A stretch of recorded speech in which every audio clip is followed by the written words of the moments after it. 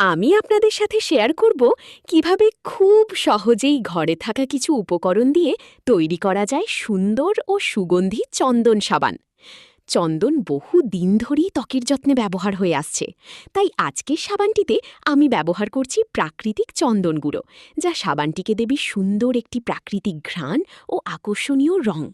চলুন জেনে নিই চন্দনের উপকারিতা সম্পর্কে। চন্দন শুধু তার মিষ্টি প্রাকৃতিক ঘ্রাণের জন্যই পরিচিত নয়, ত্বকের যত্নেও এর রয়েছে দীর্ঘদিনের ব্যবহার। চন্দন ত্বককে সতেজ ও প্রশান্ত অনুভূতি দিতে সাহায্য করে, ত্বকের অতিরিক্ত তেলাভাব কমাতে এবং ত্বককে পরিষ্কার ও কোমল রাখতে সহায়তা করতে পারে।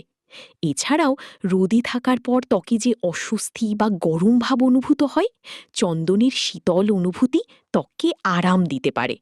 প্রথমে আমি যোগ করছি চন্দন পাউডার। চন্দন ত্বকের যত্নে বহুল ব্যবহৃত একটি প্রাকৃতিক উপাদান, যা ত্বককে সতেজ ও কোমল রাখতে সাহায্য করতে পারে। এরপর যোগ করছি vitamin E capsule. Vitamin E ত্বকের আর্দ্রতা ধরে রাখতে এবং ত্বককে নরম ও মসৃণ রাখতে সহায়তা করে। নিয়মিত ত্বকের যত্নে এটি বেশ উপকারী একটি উপাদান। এবার যোগ করছি গোলাপ জল।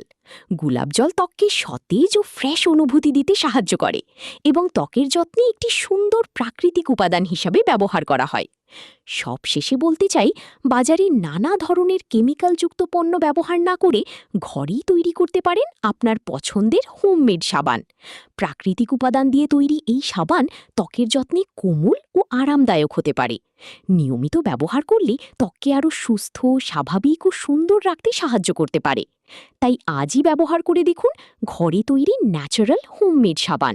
প্রাকৃতিক উপাদানে তৈরি, ভালোবাসা দিয়ে বানানো আপনার ত্বকের যত্নের সহজ সমাধান। ভিডিওটি যদি ভালো লেগে থাকে তাহলে একটা লাইক দিয়ে পাশে থাকবেন। আর এমন ঘরোয়া সাবান তৈরির ভিডিও পেতে হালিমা হার্বাল গিওকে অবশ্যই সাবস্ক্রাইব করে রাখবেন। কমেন্ট করে জানাবেন পরের ভিডিওতে কোন সাবানটি বানানো দেখতে চান। চন্দন গুঁড়ো দিয়ে ঘরেই বানানো এই সুন্দর সাবানটি কেমন হয়েছে সেটা কিন্তু কমেন্টে জানাতে ভুলবেন না।